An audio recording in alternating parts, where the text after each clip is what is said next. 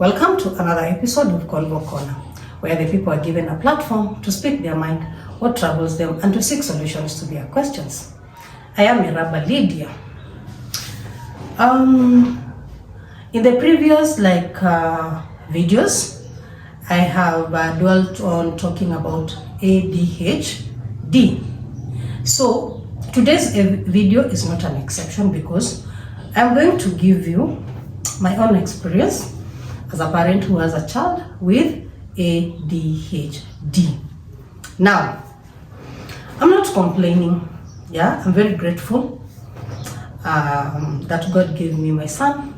Yes, let's start there. It's not like as if I'm not complaining, but at least I want people to know all about ADHD because there are not many people who know about ADHD, what it is. If you have a child who has ADHD, what can you do? Most people don't know that.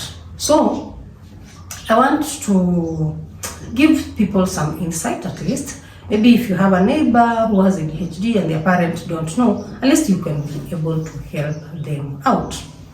So maybe I'll start with my pregnancy journey. My pregnancy journey was just smooth and I did not have any complications. It was just normal. It was normal. And being my first pregnancy even, I didn't know what to expect.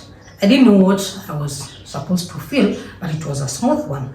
So 9 months, the EDD came, and then there I am now. For me, I guess this is where the issue started from, but I'm not really sure because even in my past video, I told you that nobody knows exactly what is the cause of ADHD. But now, my water broke like today at 10 p.m. in the evening. Being my first kid, I did not know what to do. So, muskia, like people, they're supposed to have contractions. So I was waiting for the contractions for me to go to the hospital. So nobody told me, like, it's not like everyone who has contractions. So I was waiting for the contractions to go to the hospital. So I went and slept. So in the middle of the night, my baby was not kicking. And I was like, where? Let me wake up the people we were with because I was with my brother and my sister-in-law. So I woke them up and I was like, hey, imagine my baby is not kicking. And because they knew, the time the water broke, I talked to my sister-in-law and I was like, hey, by the way, let me ask you something. Like, how do you go about it? Because this has happened. Then she was like, you wait, kwa sababu haujaanza kuumwa, then there's nothing big. Because sasa yeye alikuwa amepata mtoi and his son and my son wameachana like they're about 5 months. So yake ilikuwa normal delivery. Yake yeye alipata contractions. Yake alikuwa na labor pains. But here I am, I don't have. So I can even just chill.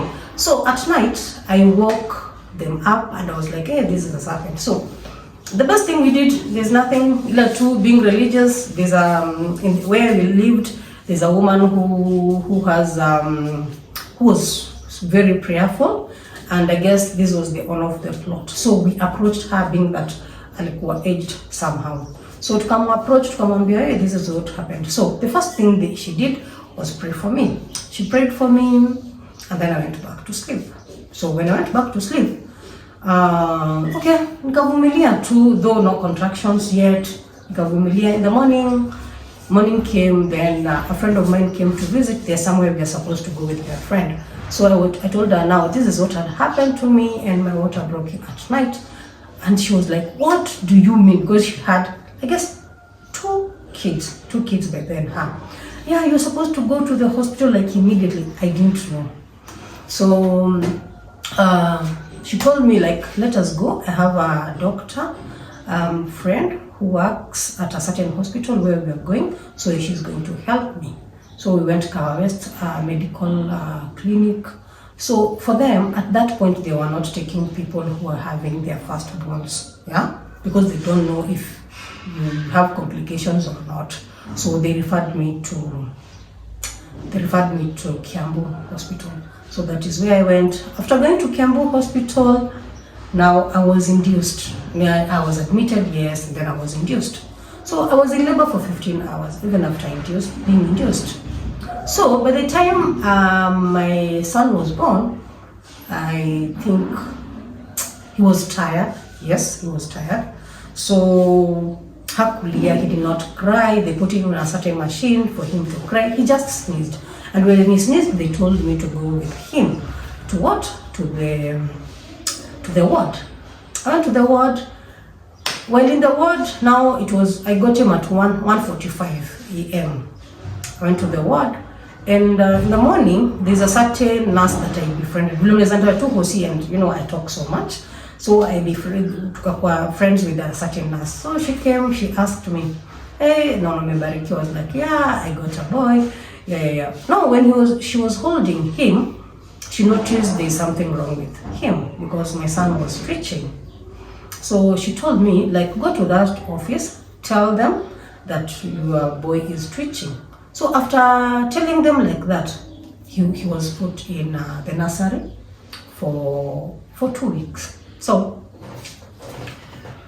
wow, the journey started. It was not an easy journey. It was not so easy being in hospital and having a kid who is in the nursery.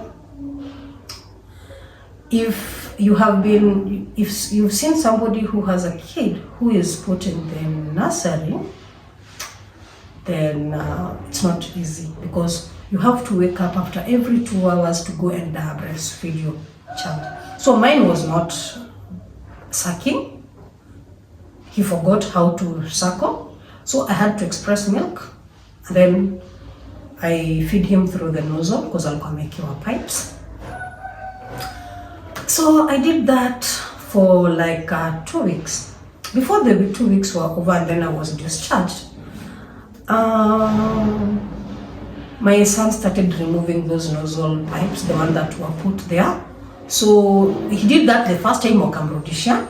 He did that the second time. Now the third time, when he did that, I think the doctors knew that sasa ameregain like consciousness.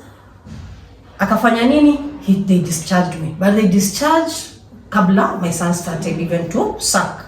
So personally, nakumbuka the day I was discharged, I cried. Cried. But I was happy because you've been discharged from hospital. I cried. Why did I cry? I cried because I was like, now, yes, I'm going with this kid home. How am I going to feed him? How am I going to feed him? He's not sucking. So I cried, but in the morning, I told my family that when they came at lunchtime that I've been discharged and we need to go home tomorrow. So they came with staff and I can't remember if there's some money we were supposed to pay, and if there was, yes, they came with the money, then we paid. Off we went. But before being discharged, I was taken through counseling. Now the doctor told me, Madam, now because you're discharged, you're going to go with your son home. I want to tell you something, that because your son developed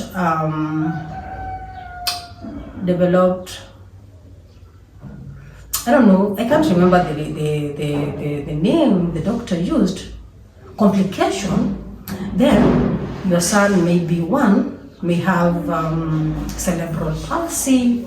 2, your son may have delayed milestones. That is what he told me. But yes, my son did not develop CP, but he had delayed milestones. But at the end of it all, if it's walking, yes, it took time, but he walked. Talking, it took time, but he did talk. Even the activities like, he had delayed milestones, but at least at the end of it, we were there. And now I was taking my son to clinic for therapy each and every month still at Kiambu. So we realized at the age of around 4 months, my son could had funny behaviors. He was very, like you would just lay him maybe on the seat and then you just move a step and then he falls down. Okay, so but when I realized Now kabisa kabisa is when he was around 1 year now. I was like, hey, my son, there's something wrong with him because he's this active, he's not resting, you know, yani ako tu, he's different. So the journey started when he was 1 year old, 2 years old. I didn't think it is a kind of problem. 3 years old. So I took him to school when he was almost 3 years and a half somehow, or almost 4 years. So he went to school, he went to baby class. But I could see there's something just wrong with him. So when he was like 5 years, I tried asking, because even the teachers walikuwa na ananiambia, mtoto wako akae chini, mtoto wako atuli, mtoto wako hawezi fanya, he can't concentrate in class, so what do we do? So I was like, okay, so ini nimekuwa so much, let me just do what? Let me go to Kenya Institute of Special Education so that they can advise me. So I took him there. When I took him there, they checked him. And then, you know, small kids exhibit these hyperactivity like symptoms when they are young, so you never know. So until mtoto afike maybe over 7 years, ndio unaweza realize it is ADHD, because young children, they are over, yani they are just there. Amesimama kwa kiti, ameruka, amepanda sijui wapi, ameruka, you know, like they are just like that. But now after 7 years, that is when maybe your child can be diagnosed properly with ADHD. So what the therapist told me, you can just be engaging him, buy him lots of toys, buy him, you know, just engage him, make sure that he's engaged. But you know, even for him, even if you engage him, he has a very short attention span. So he doesn't stay on one thing for long. So he'll be here, he'll be there, he'll be here, he'll be there anyway. And life went on. So 7 years, 8 years. So he was just going to a private school, 8 years, 9 years. And before that, I'm telling you, he was before, I don't know, 9 years or 8 years, when zile shule alikuwa ameenda. Because anaenda hii shule, teacher anambia, wewe hapana, mimi sitawezana. Unampeleka hii shule, the teacher is like, oh, me, I can't handle this. Unampeleka another school. Now, when he was 8 years, what he did, I took him to a certain school, and the teacher just agreed. Now, what happened, aliangusha fire extinguisher ya shule. No, it fell down. So the teacher was like, hey, your child, I can't handle him, because just imagine if it fell on him, this could be a case in school. Or if it fell on another child, then this could be a police case. So my journey started. They told me, maybe you can take him to a special school. Where we used to live, there was no special school. But there was a primary school that had an integrated unit, but it was far away. So from home, you could take it's a must, somebody could take a matatu. So he used to be taken to school and then brought back, taken to school, then brought back. Then another school, a public school, also opened the same. So we opted to take him to that school because it's near our home, but still was supposed to take a matatu, but not it wasn't long distance like the other one. So as he went to school, he went on. Even in that school, the teacher was like, oh, even yani, like, you know, it's a special unit, but still bado anasumbua. And the bad thing with ADHD is not many people know this disability. Not many people know about it. Not many people know what they can do with a person who has ADHD. In fact, the neighbors hata wana take offense na wewe, like wanaona ni kama you've spoiled the child, you never beat the child, like yani there's just something wrong that you never do to your son, because unajua mtu akimwangalia, he just looks normal, just that he's very hyper. So somebody can't understand. Unajua the other disabilities unaweza angalia ndio like, hey, okay, at least maybe huyu ako physically challenged, maybe he or she is deaf, maybe they are blind. Even autistic children, at least maybe there are some certain signs you could see, but he just looks so normal, but he's just all over the place. So not many people know about ADHD. So your neighbors could come, maybe he's out there, touches their thing, he's beaten, or you could have cases every now and then that your son came, your son did this, your son took this, your other son did that. And it's been a challenge to me, but I thank God up to now that I'm able to share this story, because in the past I couldn't, by the way,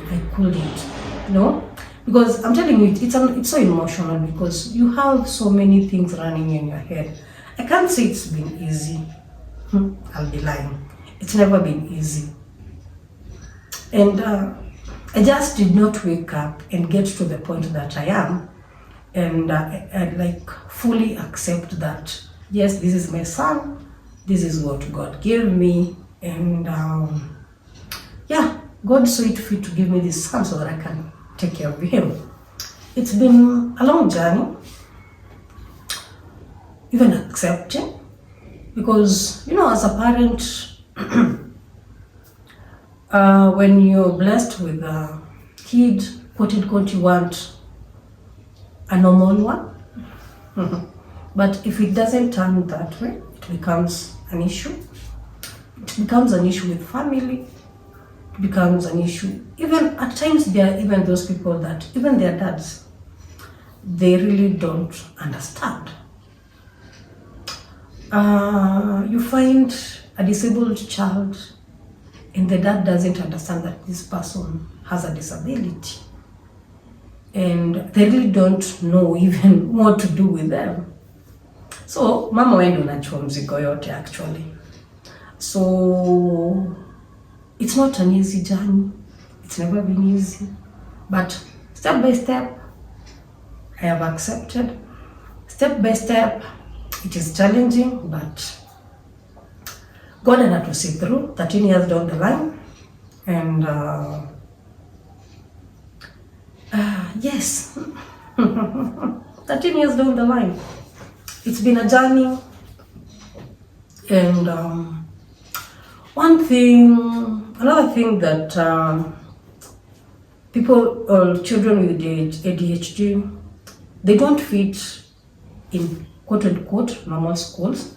They don't fit in even now the schools with persons with that are abled differently, because there are those like my son, he just looks normal, just the hyperactivity part that he doesn't have.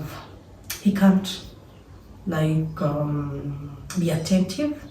He can't sit still in one place. And also, children with disability or with ADHD, trust you me, you cannot go with them to for a sleepover. Imagine umeenda na mtoto and the child is all over, like he's everywhere, wants to touch the TV's remote, wants to touch like everything he or she sees in that other person's house. Kwanza, in a very new environment, the one that they are not used to, they want to explore. They want to know, how does this work? How does your TV work? Because it doesn't look like ours. How does your dispenser work? Because it doesn't look like ours. How comes you have maybe a bigger house than we do? How many rooms do you have? What is there in these rooms? They just curious, very curious, and they want to learn. And not many people take that, politely, because some people, they need their privacy, and all of a sudden you're in your room, maybe you just find that somebody has popped in your room, or maybe that child has taken something because they are curious and they want to know how it works. So that's it. That's how it is. So you can't go with this child for a sleepover. Even if not even a sleepover, just visiting somebody, you think several times before you do that, because not many people will understand them. But at the same time, it is good to put your child out there. Let them explore. Usimfungie kwa nyumba. Don't lock them in the house because wanasumbua. Wacha watoke nje. Let them interact with others. Hata kama itakuwa kama maybe like they are supervised. Yeah, you take them to hospital. If you see maybe your child has some behavior that you don't understand, it is always good for you to seek professional help. If they are put under medication, it's always good for them to take the medication, like religiously. And also it's good to take them for therapy and counseling also, because they need psychosocial support too.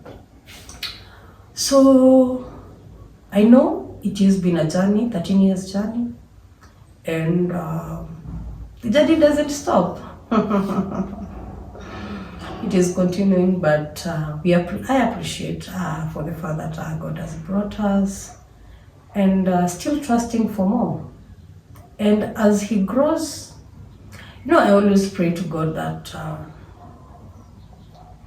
it reaches a point maybe the symptoms are not that severe, and at least he can be contained, at least he can stay still in one place, at least. But now, it's not like the way he was young. At least for now, he knows the bad, he knows good. At least you can just talk to him, and if he was doing something wrong, to stop doing it.